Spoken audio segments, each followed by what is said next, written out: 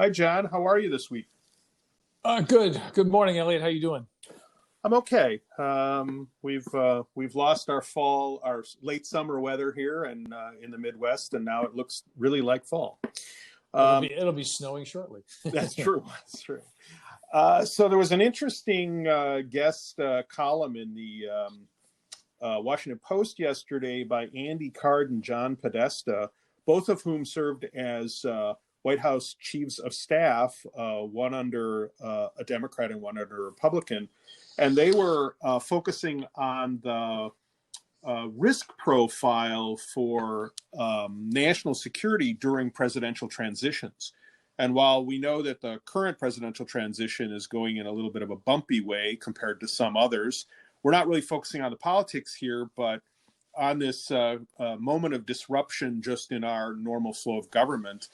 And as I recall, the 9/11 Commission report actually talked about the impact of several transitions on what became major terrorist events. I think you're familiar with those. Can you talk about that a little bit? Yeah, so there was a 30-day period where the transition didn't complete because of the recount in Florida, which this is totally different from, and I would suggest it's more than a bump in the road. But the 9/11 Commission did say that loss of time, quote, hampered the new administration in identifying, recruiting, clearing, and obtaining Senate confirmation of key appointees, unquote. And then to your other original thought here regarding sort of transitional time, this is a time where you have to be careful about exploitation, of those that sort of relish uncertainty in the United States. So whether it's international issues or domestic issues, this is when we've seen examples in the past where pretty dramatic acts have happened during transitional periods. Yes, and most of those have been by foreign actors, but there's another risk of any kind of operational disruption, and that is domestically.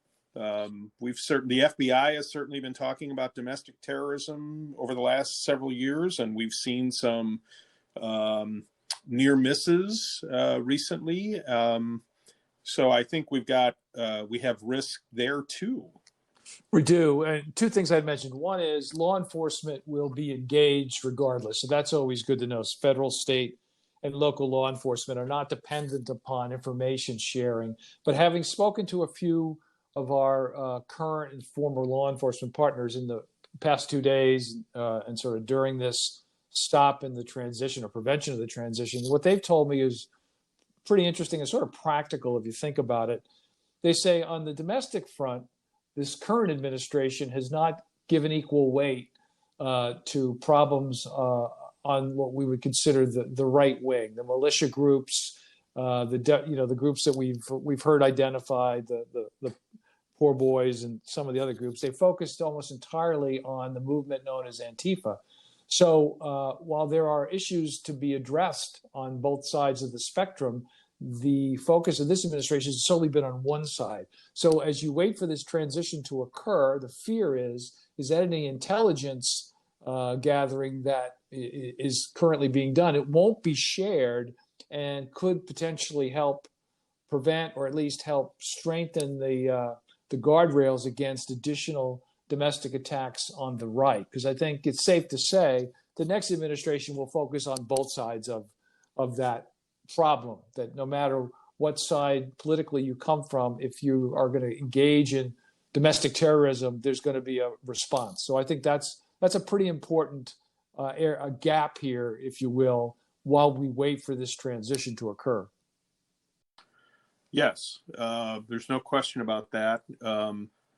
So we really have two significant fronts that both our national infrastructure and our local law enforcement infrastructure need to be paying attention to. That's right. Yeah, right. Exactly. Like I said, law enforcement will be there at the front lines like they've always been, but information sharing, especially of intelligence and security related information, is pretty essential. So let's hope by early next week, at the earliest, or at the latest, frankly, there's a transition that's begun to occur. Okay, well, interesting stuff. We want to thank all of you who listened to us for voting last couple of weeks ago. That was very important, and we'll move forward and see how things unfold. Talk to you next week, John. Dr. Elliott, take care of yourself. Yeah, bye-bye.